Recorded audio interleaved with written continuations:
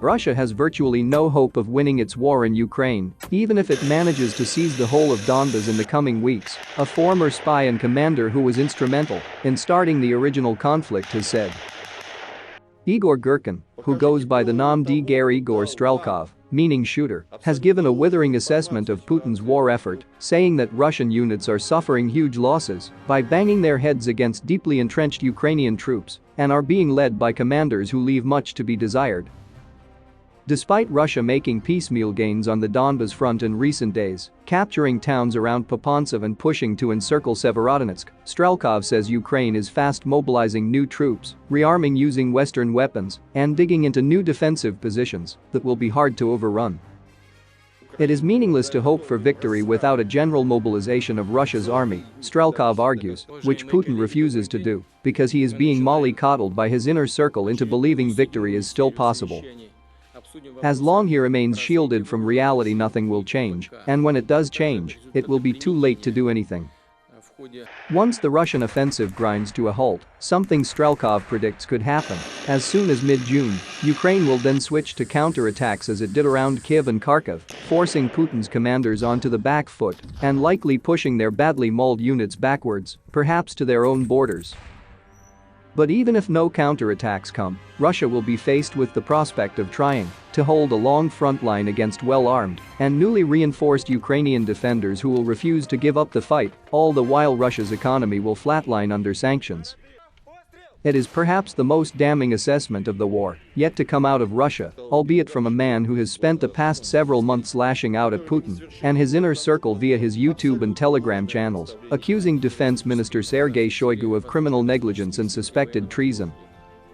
Strelkov's account also tallies with what many Western analysts and experts have been saying for weeks, that, in effect, Putin lost his war the moment he failed to take Kiev, and all that remains to be decided is how much blood and treasure he is willing to expend in an effort to save face. Writing on Telegram late Thursday, Strelkov said, "Let's imagine for a second that in the next few weeks the enemy will be after all defeated through continuous frontal and flank attacks and completely pushed out of Donbas borders. And what will this achieve? Will this end the war? No, not at all." He adds, when Russian troops weakened in heavy fights and bloody assaults reach the borders of Donbas, they will be met by fresh and well-equipped Ukrainian units at frontiers prepared for defense in advance. Even if those fresh units for whatever reason decide not to take over the initiative and begin a counter-offensive, still the Russian Federation will face a perspective of a long positional war, which is nearly fatal in current conditions to our economy, social and socio-political situation. Summing up his position, Strelkov concluded, "It's meaningless to hope for victory through attrition, taking into account that almost all of Europe and North America are acting as a rear for Ukraine. Thus, it will be necessary to try and defeat the enemy in field battles. And, excuse me, with whom and with what?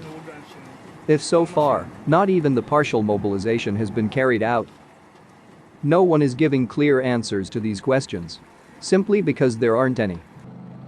Russia is now almost 3 months into what was supposed to be a days-long special military operation to seize the Ukrainian capital, decapitate the government, install a pro-Kremlin puppet and return the country to Moscow's so-called sphere of influence.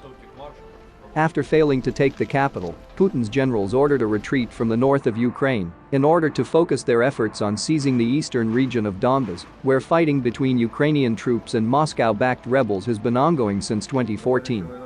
Strelkov was instrumental in starting that fight and for a time served as defense minister of the so-called Donetsk People's Republic, which is now heavily involved in fighting in the region. DPR troops have been leading the siege of Mariupol, which this week fell into Russian hands after 82 days under siege, when the final defenders of the Azovstal steel works agreed to surrender. Strelkov acknowledges this a major propaganda success for Putin, but believes it will do little to shift the overall tide of the war in Russia's favor. Severodonetsk and its sister city Lysychansk make up the last pocket of Ukrainian resistance in the smaller of the two regions comprising the Donbas war zone. Russian forces are trying to surround the two, split by a river marking a central front of the war, and are bombarding them to try and wear down resistance and starve residents of supplies.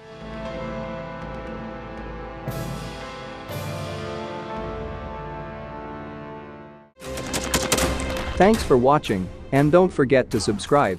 Also, if you want to support Warthog Defense, please become our member and get early access to new videos, exclusive members-only videos, and become administrator in comment section. The membership link is in the description. Every day. We had a guy last week, it's 6 rescues in 6 days. You know, he's doing the job every day.